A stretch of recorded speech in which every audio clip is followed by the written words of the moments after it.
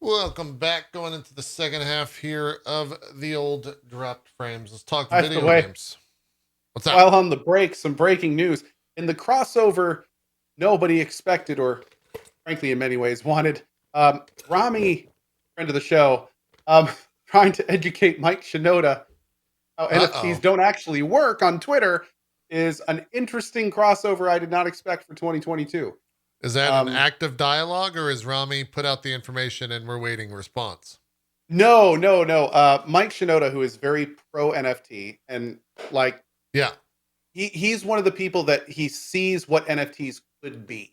Like he's sure. not like a so he's very optimistic. He's very similar to Fwiz from YouTube, where it's like they're good people. They're just they focus on the optimistic side of it. He was talking about things like how you could buy a skin in Valorant and then using that as an NFT because you own it, then use it in Fortnite.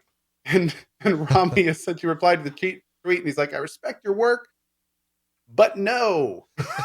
That's not like it's not really um so Great. that was that was the first thing I saw when I loaded Twitter, and I was just like, this was not expected. This is interesting. Well, look, that's what Anyway, drop frames is about, bringing people together. That that's and true. NFTs. Mike Shinoda and Rami, two good friends of the show. We'll Yeah, probably have them both on in the future at some point. yeah, Yeah, that's funny. more power to him. Indeed. Let's I talk will video say, I games. go ahead.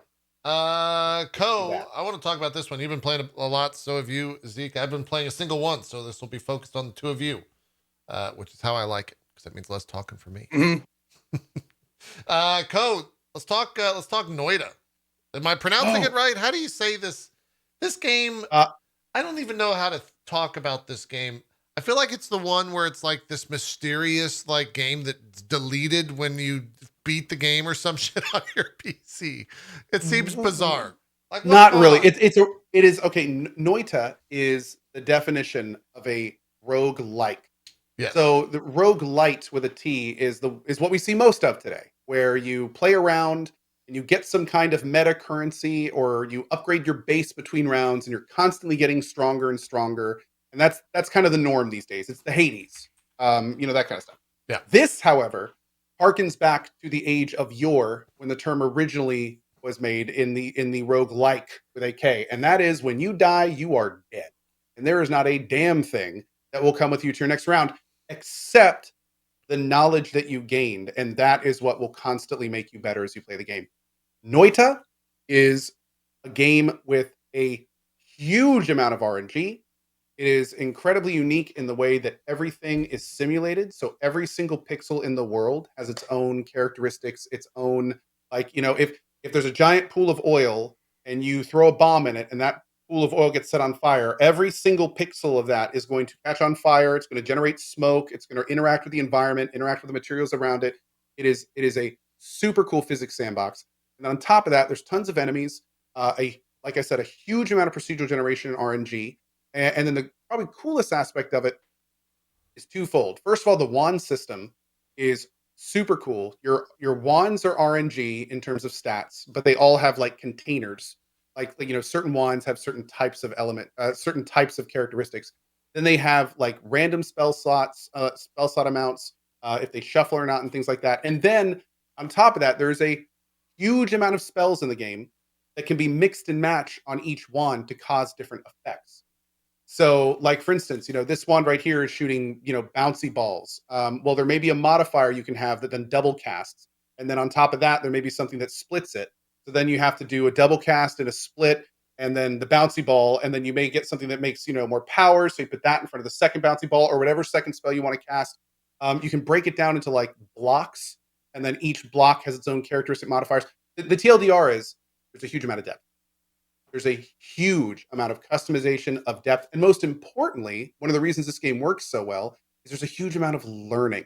So, there's lots of roguelikes where you play around and it's just really hard, and then you play it again and it's just really hard. You don't really there's not really a huge amount to learn, it's just a skill cap. Well, in Noita, every time you play it feels like you're learning something.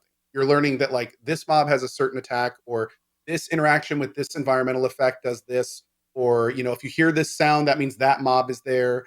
The wand configurations are super important, and it has made it so it's just been a really cool experience. I played this game back in early access a while ago, and I played it for like an hour or two, and I was like, it's, kind of cool, whatever, not a big deal. Yeah.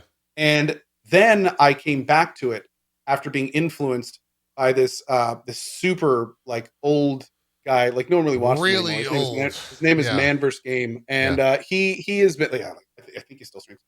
And well, Man vs. Game is a huge streamer. He was one of the OGs, and I saw him start Noita like a month or two ago, and he's generally like ending his stream when I'm getting up in the morning. So sometimes I'll just go in there and lurk. And I remember jumping in his stream and I was like, oh, that's kind of weird. Man's playing Noita. Let me check this out. And I didn't really think anything of it. And over the course of the month, I'd kind of drop in and out. And I'm like, oh, he's still playing it. He's still playing it. And then one day I kind of jump in and I'm like, holy shit, dude, he's been streaming Noita for like 8 hours a day for like a month. Yeah. And at that point, it dawned on me like, there is clearly so much more in this game than I ever could have been. And that's when I started really looking into it. And I started realizing that there are single game streamers for Noita. Huh. And I was like, holy shit. Like, okay, there's clear, and that's when the kind of door opened. Everything I just said applies, but then on top of that, you've got a huge procedural world, tons of secrets everywhere. Like so many different secrets, little things, random things that can spawn in your levels, little tips in different biomes that like get you different things, hidden bosses, different ways you can go at the beginning. Like it is just a massive adventure game. And then then I kind of realized why people have literally thousands of hours in this game and are still playing it. What is this one? Why everything's just like you've got a flamethrower? Now here's the What's thing. happening? There are tons of different types of liquids in the game, and Yeah. you start with a random potion. The potion that I have, which I usually use to put out fire on myself and stuff, is a polymorph potion. So that's why I'm randomly turning into stuff. The wand is firing an air burst. But what's cool about an air burst is if you fire it near fire, then it blows the fire and it becomes a fire, basically burst of air. It becomes a burst of fire. So there's tons and tons and tons of synergies like that in the game, where using certain effects with certain things cause certain things to happen. There are spells that are called triggers. So like you can put a spell with a trigger next to another spell, and when you fire the first spell off, when it hits or when a time expires or something, it will then fire off the other spell. So there's spells, for instance, where like you cast it and it explodes right in front of you and it damages you. And you're like, wow, this is complete ass. Like, why would anyone use this? But then you put that on a trigger, and anytime you shoot it, it causes an explosion wherever it hits. And it's like, oh. So, yeah. And there's just so much depth to it. So yeah, I'm playing it every night, and I'm playing through Monkey Island and this in the evenings. When I'm done with Monkey Island, I'm probably just going to play this. And it's been a huge amount of fun. Yeah, I like you also watched Man vs. Game play this, but my experience of watching him play is through clips, and that's been a fun one because it's just him dying. Yes, over and over and over. You die a lot in this game. Yeah, a lot. At any point, there are entire mechanics designed to essentially kill you in a single hit if you don't know what you're looking for. Yeah. And because of the procedural RNG aspects, like there are times when you'll just cruise through a biome and it'll be great and it'll be fine, and there are other times when you'll drop in and like the hardest enemy in the biome is just sitting there waiting for you. So I mean, it's very much procedural, like the definition of procedural. Nice. Yeah, I remember playing this a while ago. God, how long ago was that? It's been out for a long time.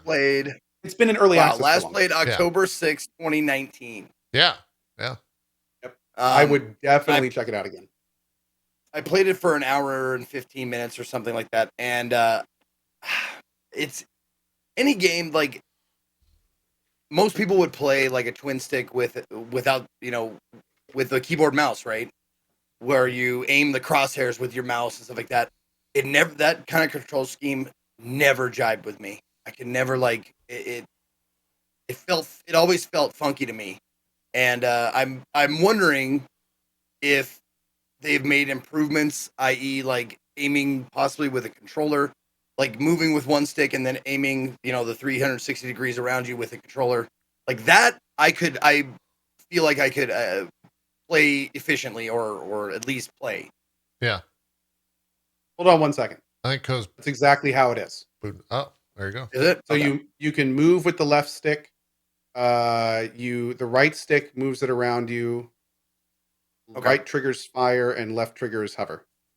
Okay. So you could absolutely do that if you wanted to. Yeah. And people, I don't people think that are- was in when are I tried it either. flooding with that man plays with a controller. So Oh, there you go. cool. I might have to give it another look then.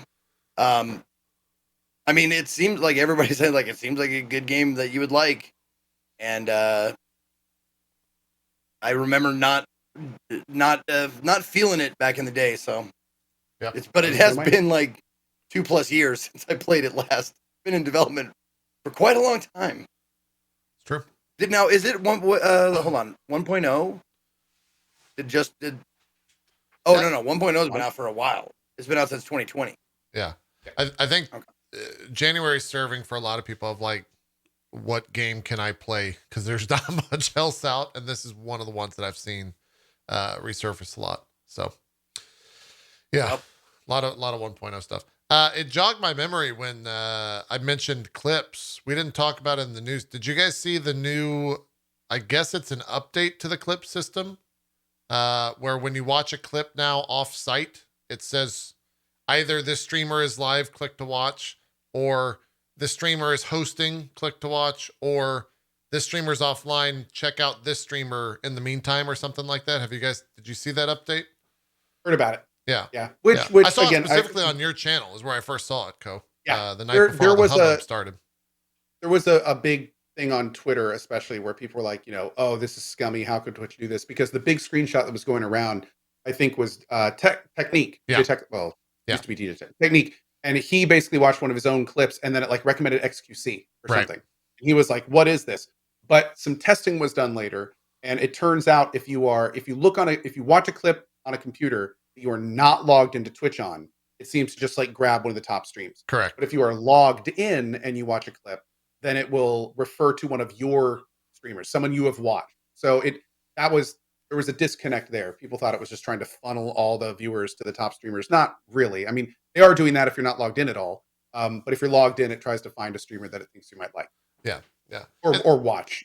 It's a pretty dry story in the sense that there's not very many angles to it, but it is them and actually here's the thing. evolving the clip thing, and it makes sense. Yes. It's 100% 100%. It's in Twitch's interest for people to watch live content. That's where they watch more ads. That's where the revenue is. So if it surprises people that they want to shuffle people from recorded to live content, that shouldn't be surprising to anyone. Yeah.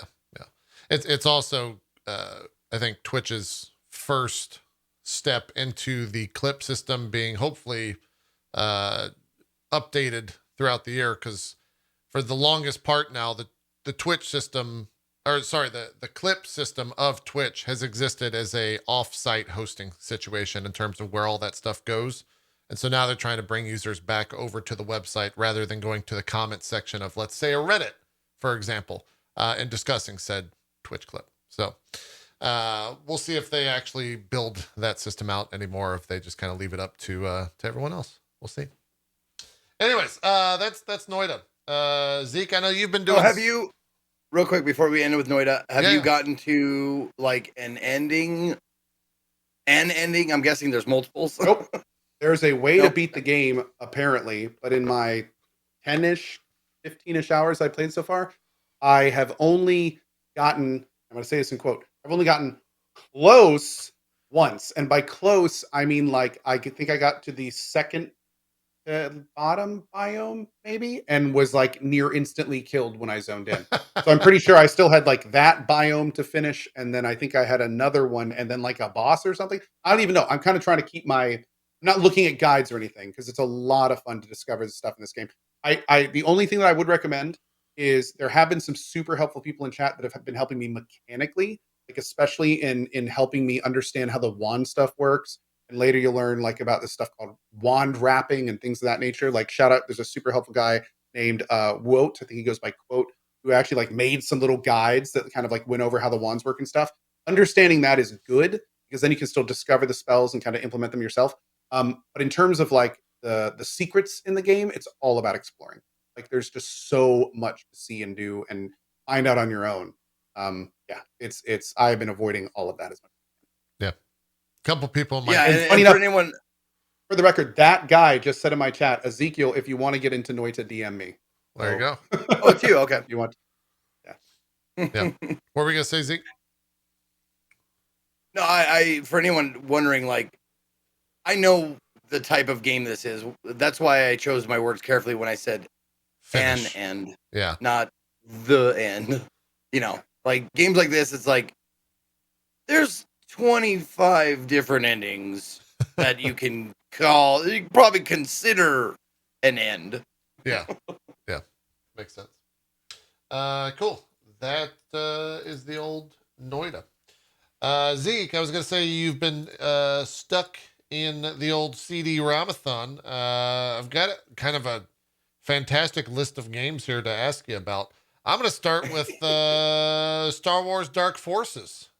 You betcha. How's Star Wars Dark Forces going? I have pretty fond memories of this game, I think.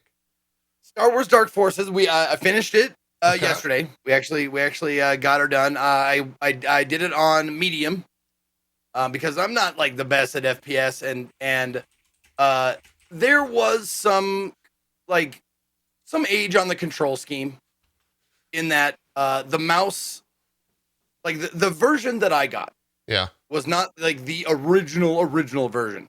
This was the version that came out after Dark Forces 2 was already out. So it was like, you know, like a bestseller edition or whatever. Because it had a demo disc of Dark Forces 2 in the Whoa, box that map's on sick. the disc.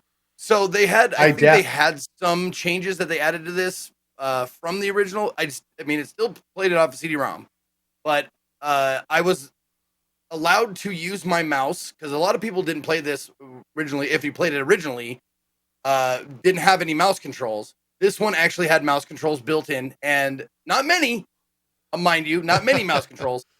I can move, look left and right, like, you know, rotate left and right, but I can't look up and down.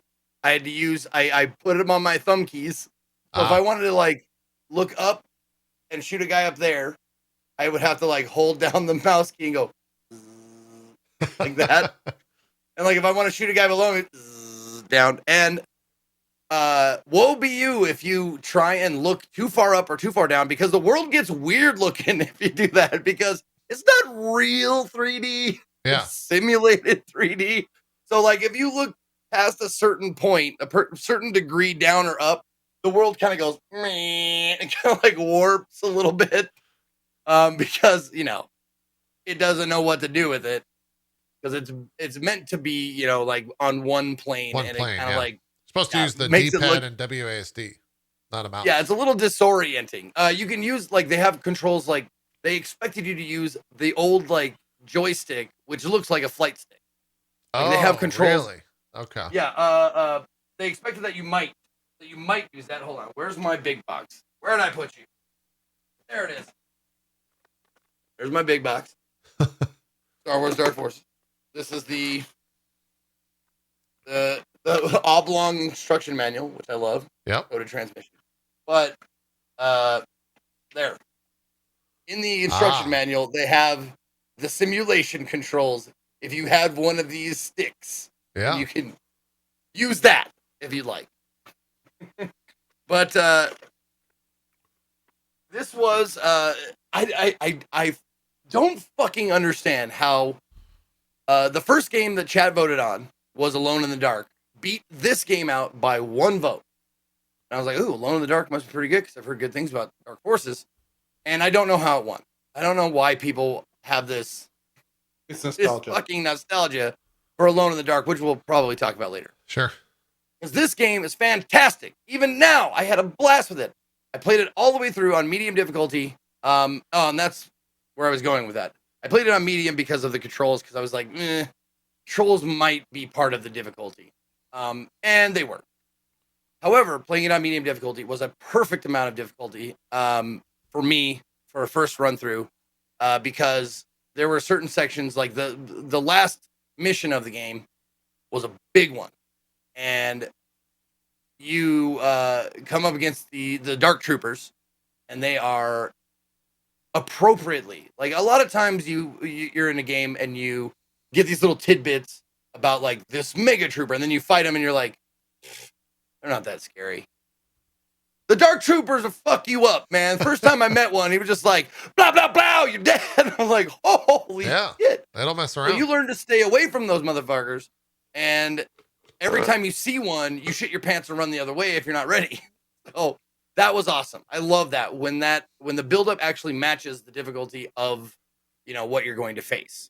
Yeah. And that was a lot of fun. And but like the last mission was like bunch of those thrown at you sporadically, and then you're like, oh, that's got to be the end. You're like, oh no, it's not. You got to do one more thing. Are you depleted? Like, is all of your gun and your ammo is it all gone? Too bad. You should have saved up. And I mean, it took me a couple of tries, but I got through the game, the last mission, and man, what a fun game. I had someone in chat. I can't remember the name. If my chat will help me. Someone who is a semi-expert of the game is in the modding community, because the modding community for this is huge. There's hundreds of fan-made levels for this game. Literally hundreds. I believe it. They were in the chat. Carpet, thank you. Carpet 33 or Carpet 22 or something. Was in my chat telling me about Easter eggs and stuff. And there was some cool, like, you go here and you type this sequence of letters twice and then press tab. And I did that, and the map showed up, and there was a rabbit head, Max from Sam and Max, on the map. And it was a nod to the Sam and Max devs. And apparently they are in Easter eggs in a couple of different Star Wars games, which I thought was pretty cool. Yeah. Thankfully the install went fairly smoothly, because it was a DOS install, and DOS installs are now what I look for. I'm like, please tell me this is a DOS install and not just Windows, because Windows, man, wow, those ones are fucking tough sometimes. But this one was easy. Installed it, played it, had a blast. Jammed out to some fucking MIDI Star Wars tunes, some electronic saxophones and trumpets, and like, oh, so good. You hear that you haven't heard is it the Emperor's March, whatever it is, the march, unless you've heard it on Dark Forces in MIDI style, like, Yeah. That's great. It's fucking beautiful. It's fantastic. But yeah, like, given its age, I see why people loved this game. The level design is fantastic. The sound design, which I did not expect it to be as good as it is. The sound design is fucking phenomenal. The music, obviously, it's a MIDI, so it's like, meh. You gotta forgive it a little bit, because limitations. But the sound design, the guns, the reloading, or not reloading, you don't ever have to reload. Thank God for that. But all the guns and the sounds and the voices and all that stuff, fucking very well done. And for a game that is from 1995, which is, that's 27 years old. It was still as fun as any game like that I played from in recent years. It's fantastic, and I can't wait. In answer to anybody's question, if you're wondering, yes, I'm going to play Dark Forces 2, but I'm going to give a little breathing room in between it, so I can get, excited about it again. Sure. But yeah, I loved it, man. It was it definitely top 5 CD-ROM games that I've played over the past 4 years. Oh yeah, man. Yeah. Such a good game. It really is. For me, seeing this game just makes me think of going to the mall, going into Babbage's, seeing all the giant boxes that used to exist for PC games back then, and also that smell, the smell of like a Babbage's, of like all the cardboard boxes. Oh, Babbage's. It was good stuff. It was good stuff. Yeah. Oh, I will say, like, I don't know if it was for this game, but one game recently, I do, as a joke, I take out the registration cards if they're in the big box, and I take them out and I call tech support, because they have like phone lines. The lines, in yeah. there. For the first time, someone answered. Really? Someone answered one of the numbers. It was like, I don't remember what he said. It was like, business name, this is Ron. I'm like, hey, Ron, I'm looking for, I don't know, I'm looking for Sierra Helpline. Is this Sierra Games Helpline? Is it? Nah, I think you got the wrong number. Oh, okay. I got it from the back of this game. He's like, I don't know what you're talking about. Sorry. Okay, thanks, Ron. I wonder how Whatever many. his name was. He's probably people probably call those numbers all the time, right? Like, I would think just to see if they work. Maybe not. I don't know. Maybe there's not that many I people don't that know, are dude. playing this off the original box. I don't know, but that, I mean, most of the time I'll get like, we're sorry, this number has been disconnected or is Sure. no longer in use or whatever. But that one time, Ron answered, and I was like, whoa, hey, someone picked up. Can you help me with Star Wars, bud? Like, this is a Jiffy Lube. Well, then they can help you with your car. That's all that matters.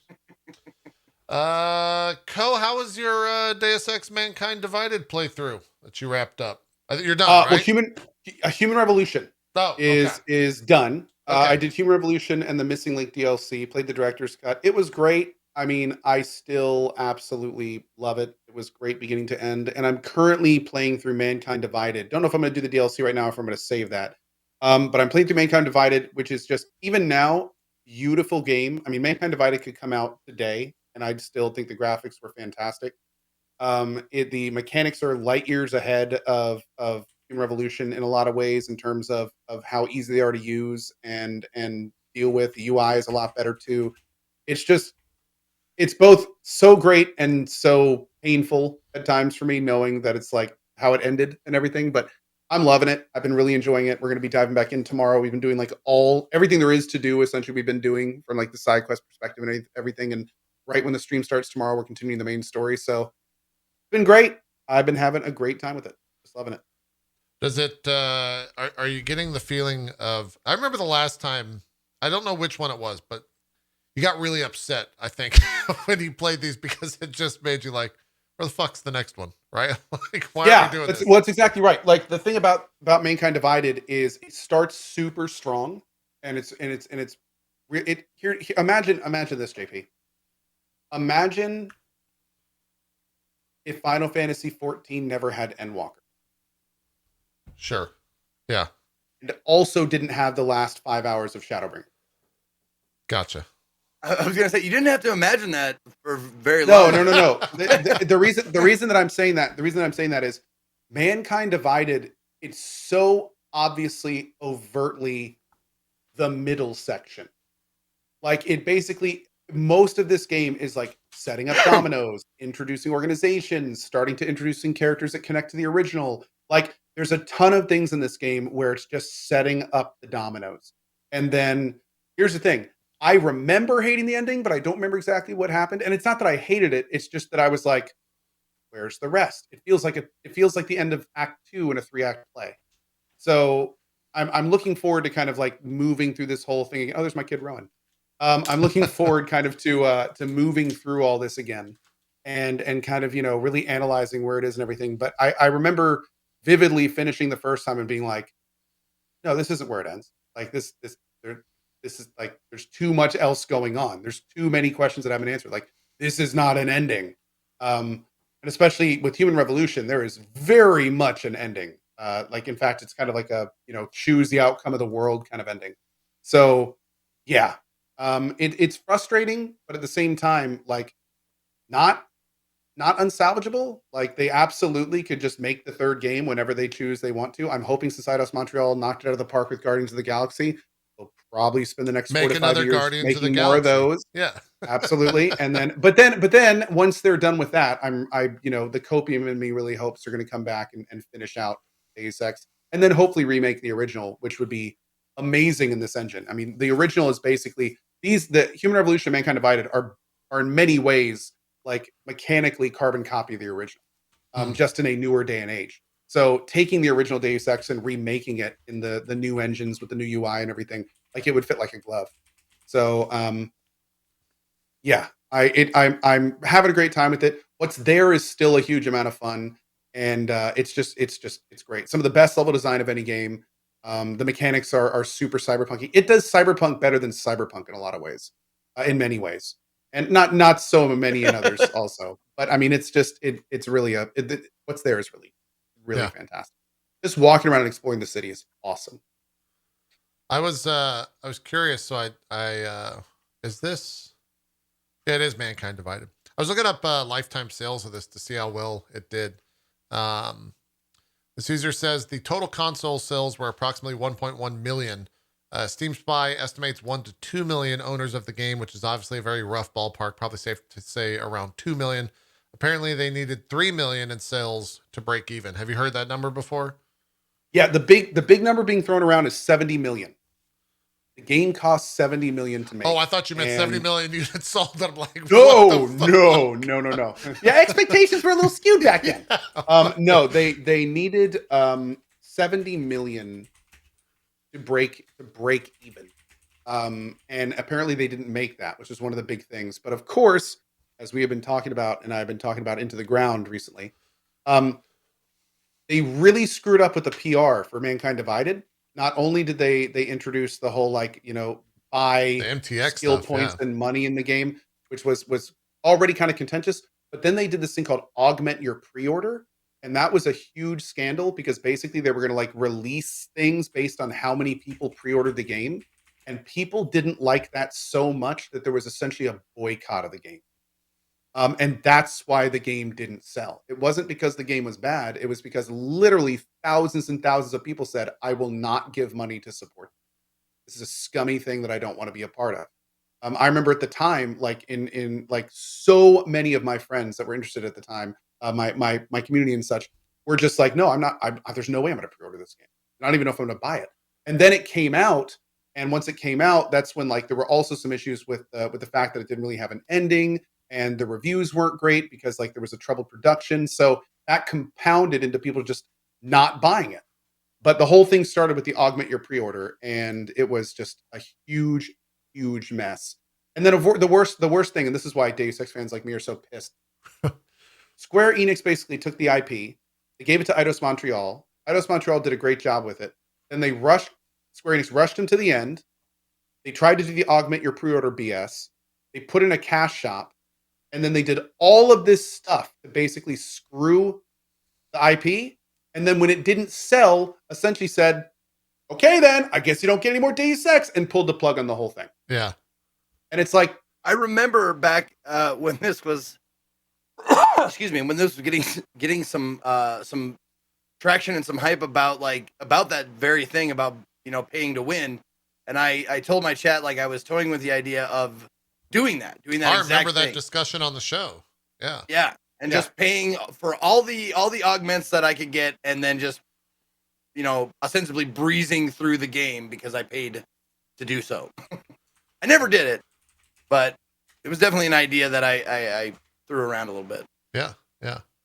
I'm oh, that was 2018. Okay. My relationship with this game revolves around talking about it on this show, because we did a show on this. I remember when it came out, because it led into, I want to say there was a game before Origins, Assassin's Creed Origins. That's what it was. When did that come out? 2017, and Deus Ex came out in 2015, or 2016? Human Revolution or this one? Mankind Divided, sorry. Mankind Divided, I want to say was 27. Hold on. 2016. Okay. 2016. Yeah. So those were August 23rd, and then Assassin's Creed Origins. Yeah, those conversations on the show were a lot of fun. Because it was basically around MTX, if it works in the games. It was basically me and Cohh just going back and forth, and Zeke kind of chiming in every once in a while. And I think you finally swayed me over around Assassin's Creed Origins, because I didn't play Mankind Divided, so I didn't have any skin in the game, essentially. But then when they started to creep into Origins, that's when I remember that conversation. So, yeah. Anyways, random tangent. Also, just for what it's worth, for comparison's sake, Guardians of the Galaxy so far has sold 4 million units as of November 5th. So, already eclipsed Deus Ex, but then again, it's the Marvel IP, so of course it has. And it's also a good game. But yeah, that is Deus Ex Mankind Divided. Would you say for people that have never played the Deus Ex series to jump in, Cohh, or is it too much bad taste in the mouth here how it ended? Human Revolution is fantastic. The director's cut is great. I strongly recommend that game. Mankind, if you enjoyed Adam's Journey and you liked it, I would say absolutely give Mankind Divided a try. Just go in understanding the situation, like and kind of. But I mean, Mankind Divided, the world is incredible. It makes some great mechanical leaps for the franchise. I enjoyed the story and the characters and stuff, and the world is fantastic to explore. Lots and lots of different things in it. But I mean, it had some trouble development issues that showed through. And honestly, again, it's becomes very apparent that it was designed as the middle book. Mm. And having it be the end book is underwhelming. Yeah. So I do really hope that we get that third book, because I think that would make it's the kind of situation where it's not nearly as pronounced, I'd say, because Shadowbringers was incredible, but playing and beating Endwalker made Shadowbringers better. Right. And that's what I feel like is what's needed for Mankind Divided. Like getting to the, being able to pick up in a verbose third game right after the events of Mankind Divided, I think would really, like, you'd be able to really kind of get a lot of that context that just isn't there. So yeah. Hopefully one day. Makes sense. Copium. Hey, Square Enix has got a lot of money. Okay, they've been doing well these They past do. couple of years. No, and the worst part is the part that I think is the nefarious part of me is fully thinking about is that Square Enix totally screwed up the Deus Ex franchise. They were the reason it got sunk. Yeah. And now they're going to wait like 10 years. Reboot it. They're going to ride out on their white steed, and they're going to be the heroes for saving the Deus Ex franchise and bringing it back. And it's going to be like, you mother. Like, exactly what you're doing. Yeah. And everyone's going to be like, Square Enix, yay! Oh, you're bringing Deus Ex back. And the worst part is I'm going to be one of those people. Like, I know it. I know I'm going to be the one cheering them on for bringing it back. And it's like, it hurts. Yeah. I get it. I understand. Part of me does, every time you say Square Enix, I feel like there should be some, because like Square Enix Japan and Square Enix are so different that I'm like, don't make fun of Square Enix Japan, Cohh. What do you speak? Hey, careful. They're the ones that put out the letter recently. They don't even know Deus Ex is, Cohh. That's true. But I mean, you got the guy putting out his 100%. NFT letter. I can't argue that. Trust me. I can't argue. They're still talking to each other. They're just, they're doing their thing. Yeah, I can't argue that on that. Yeah. Meanwhile, him going Deus Ex, like I can completely see that. Like, he made that? What is Deus Ex? Yeah. I can completely see that. Exactly. Zeke, let's talk about Poop Dick 1, aka Alone in the Dark. That was just randomly. Yeah, those are my save files. Yeah. Alone in the Dark. I can't be the only one who names their save files something dumb like that, right? Mine's usually in the moment, so I remember what the save is. Like, hey, don't delete me right before boss or something like that. But right. Everyone's got their own nomenclature for saves.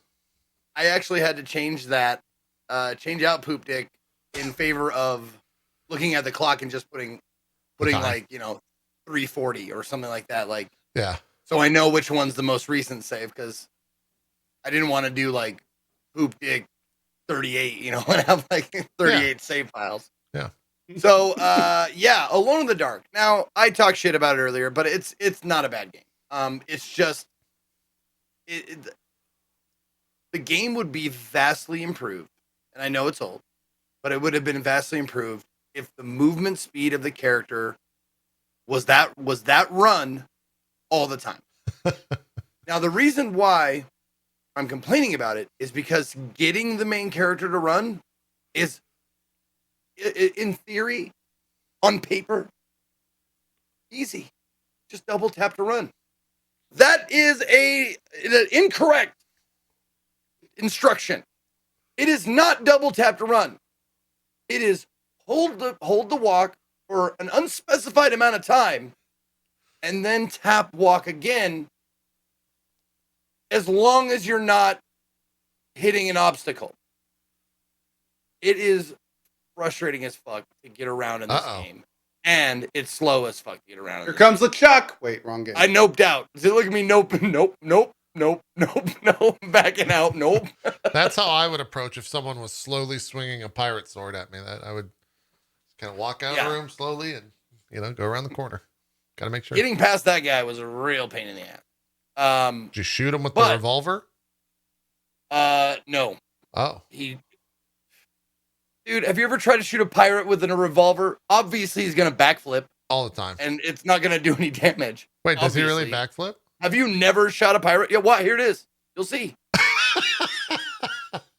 Oh, and if you notice the sparks, that's him blocking the bullet. That's him with the parrying the bullet, yeah. Yeah. That is definitely what is happening. That's no joke. Very agile. Procedure. No, there's a specific way you have to get past him. It's a puzzle with a solution. Which I was not aware of course, because you play the game, you figure it out. Yeah. Just getting around in the game was really frustrating, and the enemies that you start facing, like they're like little like trash mob enemies that come in, and you can like do this karate kick where you like everything is slow in this game. Everything takes time. So in order to kick, you don't. I fell in the pit trap, like a pitfall of this early on, but you figure it out that it's not. You don't tap kick. You hold the kick button because he goes, yeah. That's how I kick. You got to build up. I was going to say, yeah. You build up the power pretty like standard, this and then let it go. That's Haven't you ever kicked someone before, Zeke? That's how it goes. I'm kicking them wrong because I guess I'm not following through on it or something. Okay, gotcha. But yeah, like so you figure out a rhythm with the trash mobs that you can actually kill, but any monster that is set up in a specific room is a puzzle. You have to find a certain way to defeat them. At least that's what I experienced in the 7+ hours that I played this. But it moves so slow, and on top of that, yes, there's a save system. But there's also a lot of times when you're just like, you're feeling fine, you're feeling fancy free, you feel safe, and this game will kill you for no reason. There will be a hole in the floor that you could have never seen coming, and you just die. And if you haven't saved recently, you're pissed. So you're like, you're walking around like, all right, cool, okay. Did that. Okay, I'm going to recheck these other rooms. Cool, okay. I'm going to walk down this innocuous fucking hallway, and then I will save before I go into a new room. No, my good man. That hallway is death because there's a fucking hole in the floor. All that progress you made, you got to do it again. You got to go back to your previous save. Okay. And people are like, what do you expect? It's an old game. I know, but I fucking hate it. Yeah, you can still be upset. I can still be mad about it. Yeah. So then that happens quite a bit. And so it teaches you early on, like, just save before you go anywhere new. Just even if it looks like a hallway there's good nothing life in advice. it, just save before you go there. So you end up saving a lot. Like I was putting in like every 5 to 10 minutes, I was putting in the time. Like, all right, 3:45, okay, 3:50, okay. That was kind of tedious, but whatever. The game feels like an action point and click in that, like this. Guess what? Whoa. You opened the wrong door, motherfucker. You're going to the fucking dark realm. And the end. Yep. Oh, that's a cool screen. And that's me reacting to that, like, oh, I opened that door, instant death. Got it. Okay. So don't open that door. Don't open any doors. Don't walk anywhere without saving. And that happens a lot. Anyways, it plays like a point and click game in a lot of ways, plot wise, story wise, figuring stuff out wise. Like you could obviously tell that this was the precursor to Resident Evil, Silent Hill. True. Precursor means that there was some streamlining that they could have done a little bit better to help the player. Like in Resident Evil, you come upon like an indent and you see it's like, oh, it's an octagonal indent. So if I find an octagonal item, I put it in there. This one doesn't really give you that. It's just like, there's this thing on the wall. What is it, you may ask? Well, isn't it obvious? Can't you just look at it? Aren't the graphics good enough for you to determine what this object is? What do you do to this object? Well, obviously, you throw a bowling ball at this object. Ah. Why? As one does. Yeah. It makes sense. No, not like I'm gonna spoil one puzzle solution. So cover your ears if you're For a ever gonna 20 play this game, which 30, you won't. 30-year-old game. No, 20-year-old game. Hey, some people watch Zeke play and want to play it themselves. It's valid. 20-year-old game. Mm-hmm. Now, does the solution make sense? Yeah, I guess. Is there like a logical way that you would come upon the solution to this puzzle? Not really. There's a suit of armor that comes alive. It animates. And it starts attacking you. And nothing hurts it. But later on in the game, you find a heavy statue. And you throw it at the armor. And that's the answer to that puzzle. Does it make sense? Sure. Is it something that you would logically be like, this is going to be the solution? No. I dare anyone to say like they threw it and weren't surprised that it worked. You're like, oh shit, it worked. I bet every person that did that was like, oh, I didn't. Statue for a statue. I mean, that's common. That's perfect. Yeah. So wait, Zeke, statue. Are you telling me? Statue out of statue. But Cohh, listen.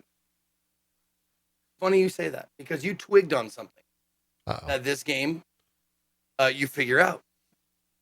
This is a fight fire with fire game. Absolutely start to finish. And that is something that I think maybe people thought like a credit to like some of the intelligence or cleverness of this game. What do you use to fight a sword wielder? A better sword. What do you use to fight a cowboy who's throwing a cow at you? Yeah, you give him a cow. There's a lot of answers that could be right. No, you cover him up Whiskey. with an Indian blanket. You throw an Indian blanket over him. What do you do to fight someone who's shooting arrows at you? Well, you shoot an arrow right back at him. And that's honestly like some of the cleverness of this game is that if you come up against a problem you can't figure out, you've got to find a correlating item. So after a while, you start getting it. But the first time you do it, you're like, oh, I can't believe that worked. And then you like, if I saw like, I don't know, a slime creature, I'd be on the lookout for something fucking slimy to fight him with. But all that said, I can understand why people like this game, but the oldness was too hard for me to get over at the end of the day. And the slowness. The oldness and the slowness was really difficult. And that's something I didn't talk about. I should have talked about when we were talking about Dark Forces. Dark Forces is fucking fast. It goes so fast. Yeah, it's a Doom game. You zip around that shit. And I was so grateful for that aspect. After playing this game and then going to that game, night and day. I was just like, I just ran around in circles. I was like, whee! You know? Yeah, I get it. You gonna play more Alone in the Dark? You could also play Jack in the Dark. I like a light, but you can play Jack in the Dark in '93, Zeke, if you want to. That's when it came out. Alone in the Dark 2. I had the trilogy. Alone in the Dark 3. Alone in the Dark: The New Nightmare. Alone in the Dark in 2008. And Alone in the Dark: Illumination. Well, I have the trilogy. I have Alone in the Dark 1, 2, 3. Okay. All right. So, Are these games supposed to be scary, by the way? a lot of people were saying like, man, this game creeped me out when I played it. Really? Okay. It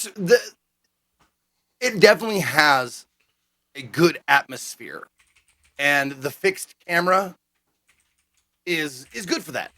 Like I'm sure most people have played a Resident Evil game with the old controls and the old camera angles and stuff.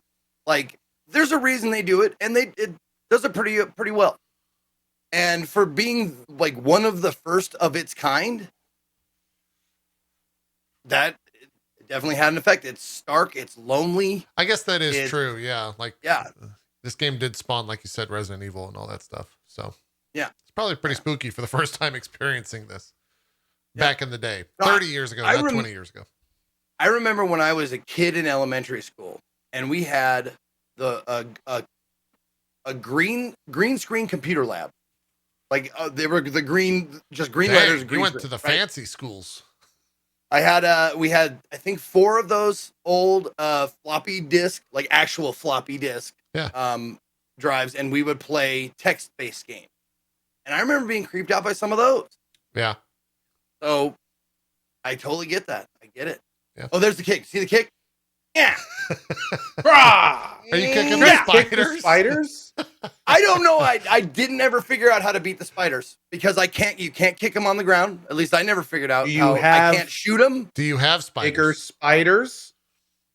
I was on the lookout for bigger spiders. I was on the lookout for bigger spiders, something with venom, something with web.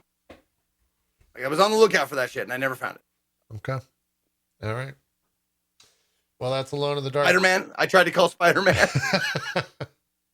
Jeez. You jogged my memory. I played another hour of Resident Evil 7 VR. I fought and killed the first boss. That boss is not fun, guys. I didn't enjoy my time with that boss. It was kind of it took about 6 or 7 tries, I gotta say. RE7. Do you say RE7 first boss? Yeah, the chainsaw guy, the dad. Oh, yep. Yeah. Yep. I remember that taking a little bit of doing. It did. Mm-hmm. It did. Mm-hmm. But now I have to go back and I have the Scorpion King. It's hard playing that game every once a month because you spawn back into it and you're like, what the fuck was I doing? What? What's going on? It takes about a 10-minute adjustment period to look at the map and look at the keys and all that stuff. But I think I have to go get the shotgun and meet mom or grandmom or something. I don't know. I think I'm coming up on the bug stuff is next. The bug stuff. Yeah, that's what chat says. So, Cohh, Wasteland 3. We got Escape from Monkey Island. Anything in particular you want to hit on? Kind of cleaning up the past 2 weeks Not really. of games? Playing through Wasteland 3, still a great game. Base game's awesome, and very much enjoying the first DLC. I'm going to be returning to that at some point in the future.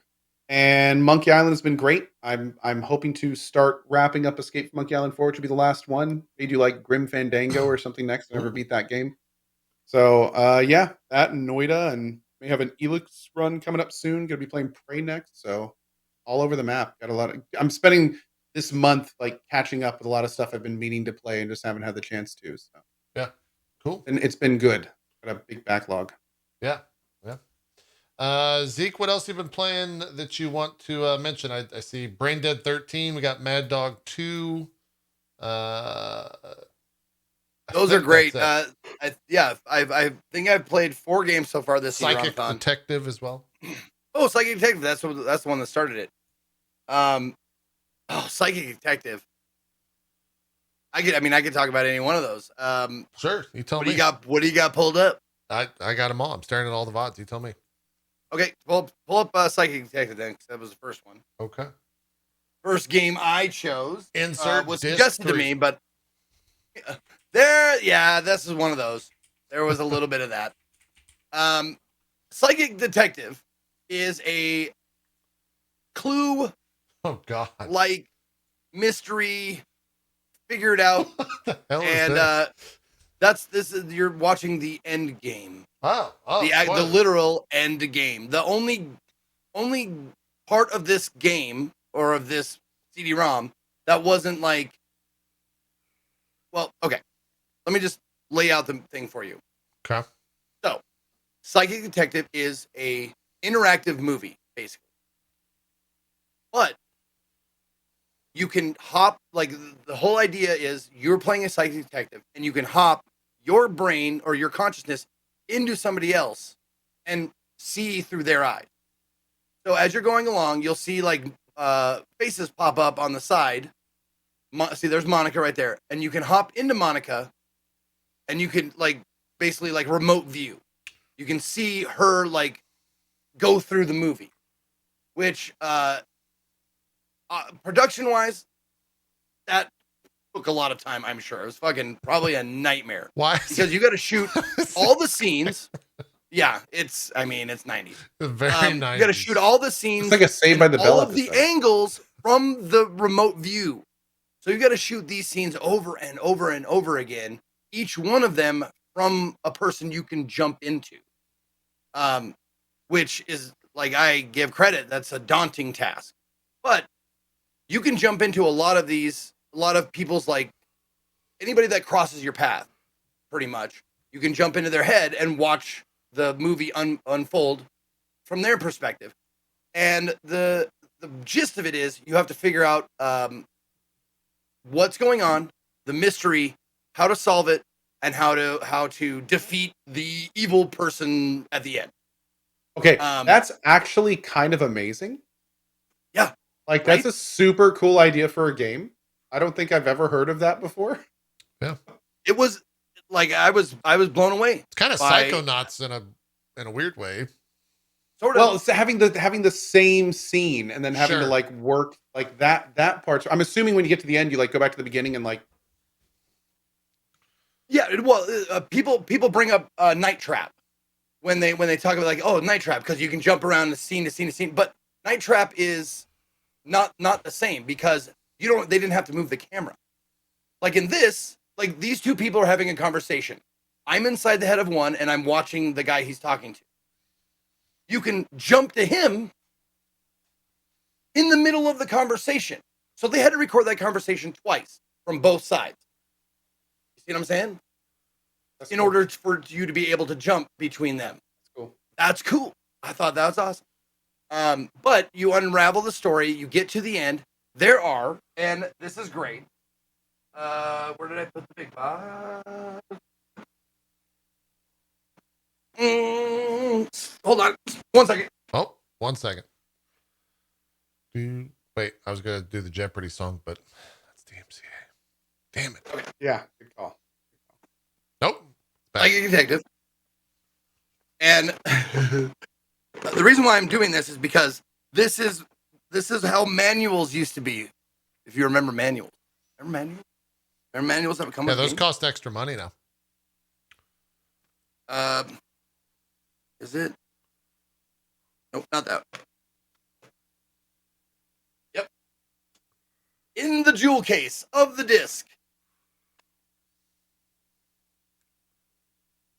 a checklist of all 14 endings. Huh.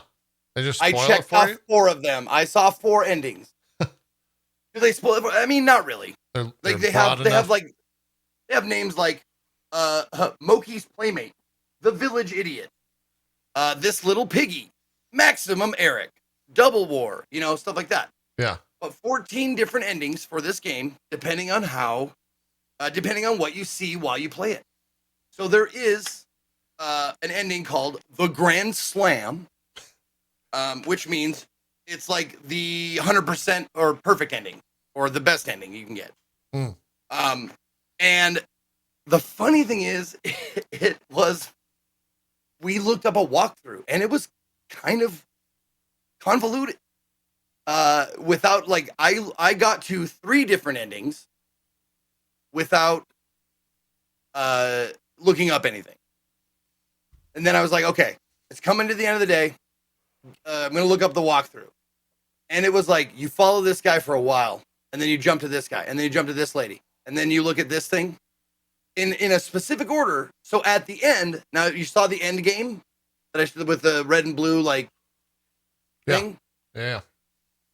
The pieces for the end game depend on what you've seen throughout the game, or excuse me, their power depends on what you've seen throughout the game. So if I picked up the knife, looked at it, it gives it power for the end game. If I saw a memory of this person and that person was a game piece at the end, they would have power. At the end, the end game is about each, you and the evil guy take 4 pieces. And they all have set powers from what you've done in the game. So, like, one piece will have, like, just put a number on it. One piece will have a power of 4. That means any piece with a power of 3 or less, it will crush it and capture it. If you try to capture a piece that is more powerful than you, you lose your piece.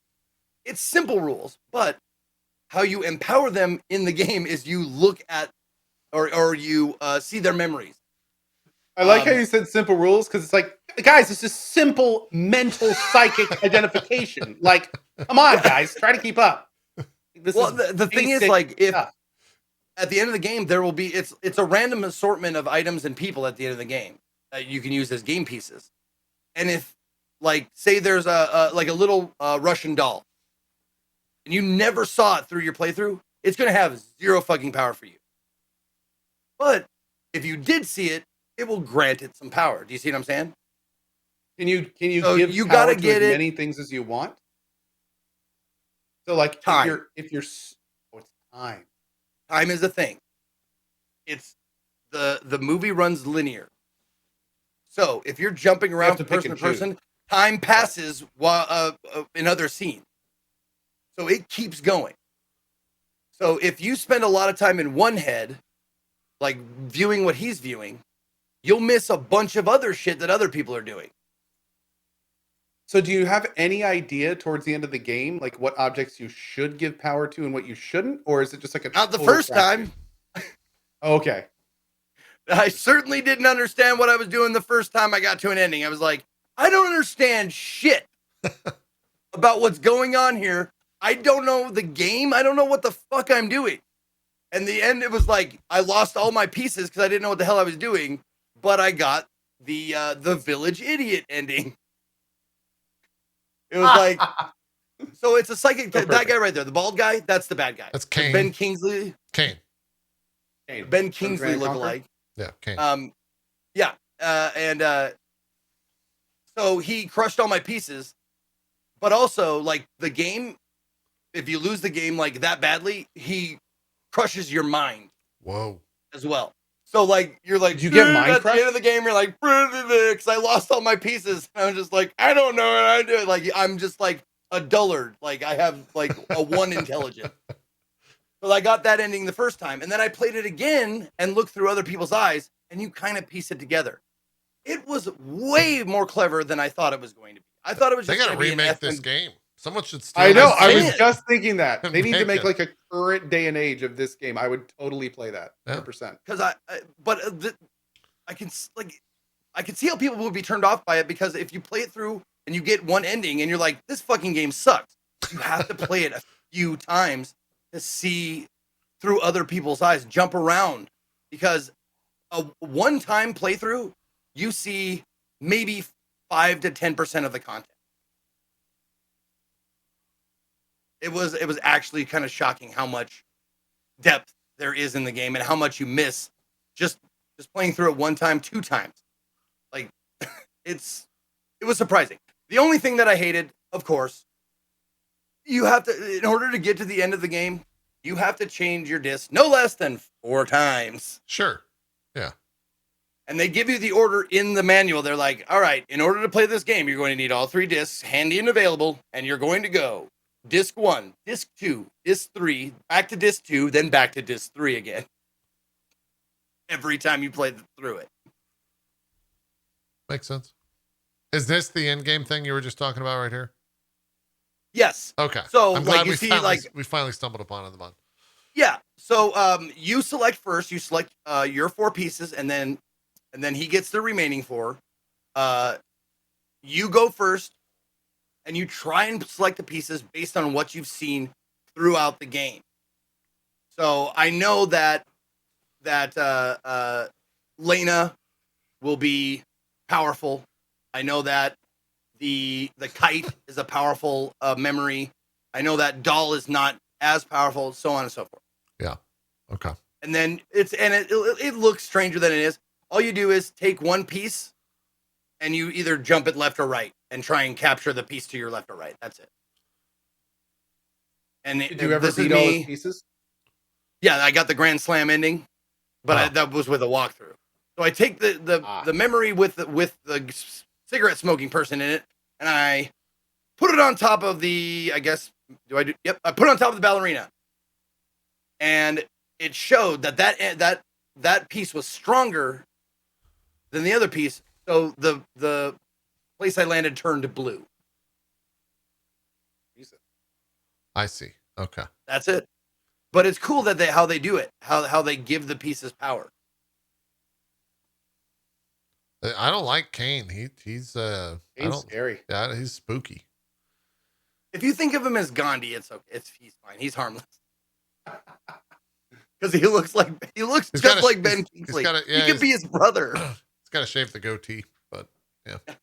He could be the Mandarin. There you go. Yeah. God, you just reminded me that we had Ben Kingsley as both Gandhi and the Mandarin. same person, same actor. So, well, all right, that's Psychic Detective. Zeke, where are we going next? Oh, it's me again. Okay, let's go to Brain Dead 13. Okay, we are. That should be a short description. Yeah. Got it. Brain Dead 13 is a. Oh, this looks cool. I don't think it's a Bluth game. Dragon's Lair. Remember Dragon's Lair? Yeah, of course. Yeah. But it plays like that. It's similar to that, does. except for there's a couple of big differences. One, actually, probably just one big difference. The biggest difference in this game is that in order to progress, you have to press at the right times. You have to press up, down, left, right, or spacebar, which is action button. They don't give you any indication as to when to press these buttons, like they did nicely enough in Dragon's Lair. Like they give you a little bit of flash. Oh, and the death scenes are brutal in this, and they're wonderful. They're hilarious, and they're very cartoony, old style cartoony, where they weren't afraid to suck your brain out or blend your entire body into a smoothie and drink it. Like the old age of brutal cartoons being like itchy and scratchy shit. But that's the biggest difference, is that they give you no indication as to when to press the button. Also, I would say probably 80% of the time, it's an arbitrary fucking button to push. 20% of the time, it makes sense. Like, oh, he's coming from my right side, so I'll dodge left. But 80% of the time, it's like, oh, he's coming from my right side, I'll dodge left. Nope. I'll go up. Nope. I'll go down. Nope. I'll press the action button. Yeah, because you pull out a fucking hammer and smack him in the face. Like, there was no indication that I could do that. So it's a guessing game all the way through. Almost all the way through, it's a guessing game. And a memory game. It's a guessing memory game. So you have to remember, okay, like up, down. Yeah. Face, right, up to beat the spider guy. That's sucked. Totally sucked. And I wasn't ashamed. By the end, I think I played it for 3 hours and change. By the end of like the time, I was like, I'm getting sick of this. I'm gonna looked up a walkthrough. I went through some stuff, and then old happened and crashed my game. Oh. When I was like a couple of rooms away from like the final confrontation, it crashed my fucking game.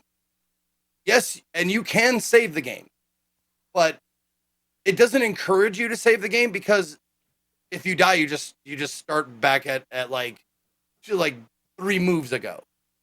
So you don't feel like you have to save it all the time until you crash, and then you're like, Crash to DOS. Yeah. That's 35 minutes of bullshit that I have to go through again that I've already seen. Positive things about the game. The animation is fucking stellar. The characters in it are great. The death scenes are fantastic and plentiful. And it has a great sense of humor, a brutal, like dark sense of humor that I dug. And there's a character in it named Vivi, who is he's a black mage, a kid that was no, Vivi is a big-titted vampire salon owner. Oh, and okay. You can rule 34 her. And I believe it's called Booba. What the fuck? Yes.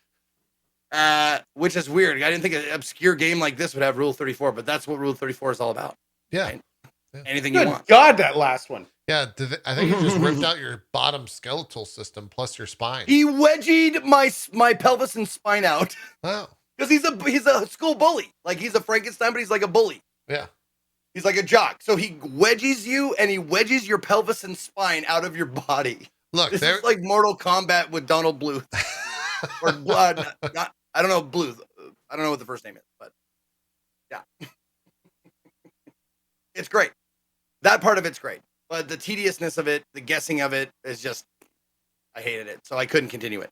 And then I went on to Mad Dog McGee 2, and that was a real fun palate cleanser. Yeah. And I played the first one, and it was super janky. Like, it was really old. It registered hitbox poorly. This one actually did improve.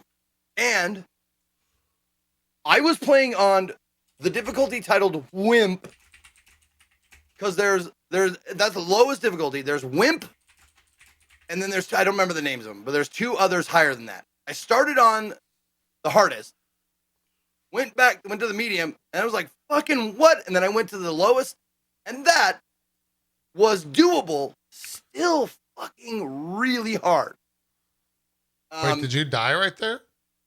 Oh, I did. You die a lot. You die a lot. Another game that benefits you to save every now and then due to crashing or due to accidentally starting the game over again. It only has one save spot. Also, one of my favorite, they kept the same voice from the first game. When you mouse over the save icon, a voice comes on and goes, Save. And it's just like this gentle, like, save. With like a it's very important. It's great. Look, yeah, you got docked on Metacritic back then if you didn't have a voice on your save button. So apparently, yeah. But this is it's a memory game. It's originally meant to be, I want to say, arcade game that might have been ported from the arcade to a PC, because the Undertaker even makes mention of, he's like, well, partner, looks like you're gonna have to put more money in this game. like it makes mention of it. Of course, yeah. You can't do that nowadays. Now you get yelled at and you get on Twitter and all these people get so upset. Right. Back then, they were blunt about it, right? Yeah. But the game, a lot of the game is memory, like knowing where the guys pop up. But the hardest parts of the game that I had to play over and over again were these parts, because there were like six or seven setups where guys could pop out randomized. I love that you have to see the same asshole every time. Oh, dude, I told him to shut up so many times. That's what he says. And he goes, I'm getting out of here. And he fucking bolts. And you're like, every time you restart this level, I'm getting out of here. Like, get out of here then. Go. Fuck off then. Oh, and these are random. I had to figure out how to do these. I try to shoot him in the dick. I always try and shoot him in the dick. But there's random gunfights. Like, you'll be playing a level over and over again. It'll be like your 6 or 7 time. And then they'll throw in a random quick draw fight.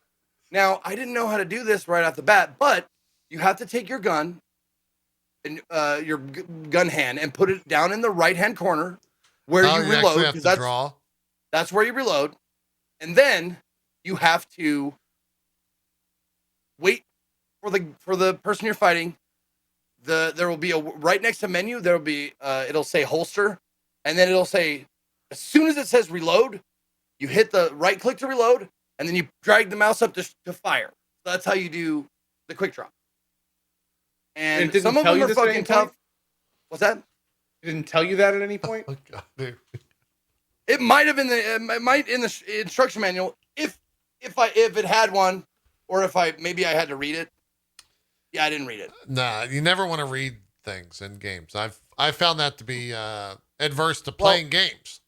Really, you want to play the games, not read the games. But look, this whole section here, and most of this section here, that's just installing the game. Like, this is how you install Mad Dog 2 on your. Well, they didn't have like Not setup.exe or whatever, right? Back in the day. Not everyone had universal devices. Oh, So and most of it, most of it, most of the problems in these old games, and if you remember, came from sound devices. Yep. Getting the right sound device compatible with and also to a smaller extent, color numbers. 32-bit and all that stuff. 32, 64, 256. Like, what can I do? And mixing and matching and going, how can I put bubblegum on duct tape on this to get just some fucking sound with my video, you know? So, but that's some of the joys of it. Yeah, go ahead. We only have like 4 minutes left, and somebody in my chat just said, did you beat Stasis? Did I beat Stasis? Oh, Stasis. Yeah. Because I remember we were going to talk about it last week. I was really interested to hear your opinion, but I think you said you wanted to wait until you beat it. Did you actually beat it? Oh, yeah. Okay. Sorry, I just needed a refresher. Yes, I did beat Stasis. I beat Stasis, and I went on to... Sorry, I just put JP in like the side content of Stasis. I want to see. I was hoping Zeke would continue dying, so the guy would keep on getting out of here. I was laughing. So, he's dead again. Yeah. Here we go. I was just wondering because I am due to play Stasis as well. I was just wondering if you enjoyed it, if it was good for you. I did. Oh no, Stasis is a really great game. It's a point and click, so prepare for some it's not a lot of moon logic. There are some jumps, like minor leaps you have to make. Not bad at all. The atmosphere and the story are really good. It'll feel kind of familiar. You'll see if you're a sci-fi buff, you'll see references, you'll see Easter egg names and that kind of shit here and there. The dev actually came in while I was playing it and was like, "Oh, fun fact, this name is blah blah blah from this movie, book, whatever." And it was cool to see he came in during the middle of one of my days playing it, and I was like, "Now, let me ask you this: was this name from that?" And he goes, "Yes, it was. I love that movie." That kind of stuff. It was great. But there's a lot of sci-fi references and that kind of stuff in it, so be on the lookout for that. But the game itself is really fun, really well laid out. The atmosphere is very immersive. It's very much in the style of Alien, Event Horizon, lonely spaceship kind of a thing. It's great. Cool. Okay. Yeah. Awesome. How long did it take you to beat it? It looks like 10 hours. Oh. Something like that. Okay, you could probably wow. beat it in a stream. Cool. Yeah. It was good. Fun. Yeah, this came out in 2015. That's the first time I've heard of this game.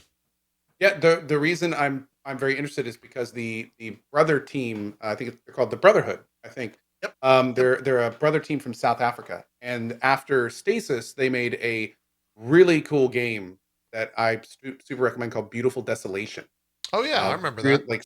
Super sci-fi, really crazy. Yeah. And the reason I want to go back and play Stasis is because their next project is Stasis Bone Totem, which is the new version, the next one of these apparently. So yeah, I'm definitely going to be playing this before that one because I'm actually pretty damn excited for that one. So cool. Be cool. All right. Well, that's perfectly timed. We could do some shout outs, talk about what we got coming up, and then wrap it up for next week's show, which will actually be episode 300. I'm being told. Sources are letting me know right now in my ear. Let's do some shout outs though, Zeke. Technically, JP. Drop Frames Games doesn't count as a... God damn it, Reggie. Zeke, do some shout outs. What do you got going on? What's You coming up betcha. on the channel? Oh, what's up, everybody? Thank you guys for watching. Thank you to Cohh and JP for being wonderful co-hosts. And yeah, I'm in the middle of CD-Rom-A-Thon, and I love it because January usually is a lull in game releases. So I'm glad that we get to chance to take a look back on these old games. The next game I have is my choice, and my choice for the next game was with a little help from Chad. Is going to be part of the Activision Game Vault. And the winner is Time Commando. I will be playing Time Commando on Tuesday. We looked it up on how long to beat, and it's a relatively short game. It said like 6 hours, so it might only take me one stream. But then I will be playing your choice, and if you want to look on my Twitter, the poll is up right now. Leading is Star Trek Klingon Academy, with second place being No One Lives Forever 2, A Spy in Harm's Way. So if you want to make your voice heard, you head over to my Twitter and check out the poll. But Time Commando on Tuesday because tomorrow's my day off, and I'm going to watch AGDQ all day. Awesome. That's it. Thank you. Follow my shit. Follow my stuff. Follow me and everything. There you go. Cohh, some shout outs. Awesome. Hi, I'm Cohh. I'm currently playing through Deus Ex Mankind Divided. We're going to finish this up, probably at least another stream or two. Then we may move on to the DLC. Not sure if I'm going to save it or not. We'll see. But I'm definitely going to be doing Prey next. So if you wanted to check out another playthrough of Prey, then yeah, super cool. If you stop by and check that out. In the evenings, we're going to be doing Noita. We're going to be finishing up the Escape from Monkey Island run. We got more Wasteland 3 coming. Also, I think we may do Stasis soon. It may be a good time to knock that out. Also, Elix. And a lot of other stuff as we get ready for Gears of War. And then as we get into February.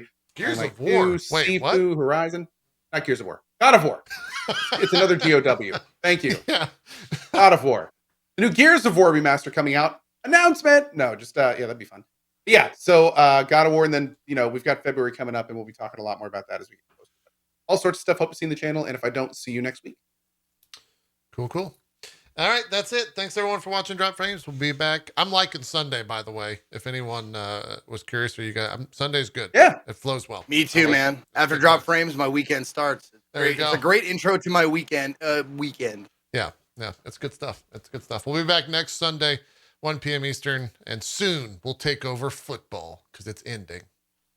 We should do a super Drop Frames to go against the Super Bowl. Anyone know if the No, I don't Cowboys know have a that. chance? Cowboys have a chance to get in the Super Bowl? Anyone know? I don't know. Dallas Cowboys Super Bowl. yes. Three reasons why Isn't Tim the Tatman rooting for them? I think anyone Yes. he roots for loses. By Well, he's the definition. Cowboys fan. he Jerry Jones owns Complexity, which he is also a co-owner in. So They do have a Yeah, chance. if Okay. Tim the Tatman is actively rooting for them, I'm pretty sure that disqualifies them. they might actually just straight up lose. Doesn't it? Yeah, I think that just. Yeah. I think they lose by like rules or something. He's got an extraordinary curse. So Well, I have selfish reasons for wanting them to get in the Super Bowl. you want those Twitter followers. Yeah, I do. I absolutely do. You're gonna, I'll we want take the 'em however Super I get Bowl, 'em. let's go. Oh man, that check mark has been paying dividends. Nice. All right, we're getting out of here. Thanks for watching Drop Frames. Have a good rest of your week. We'll see you next Sunday for more. Bye-bye.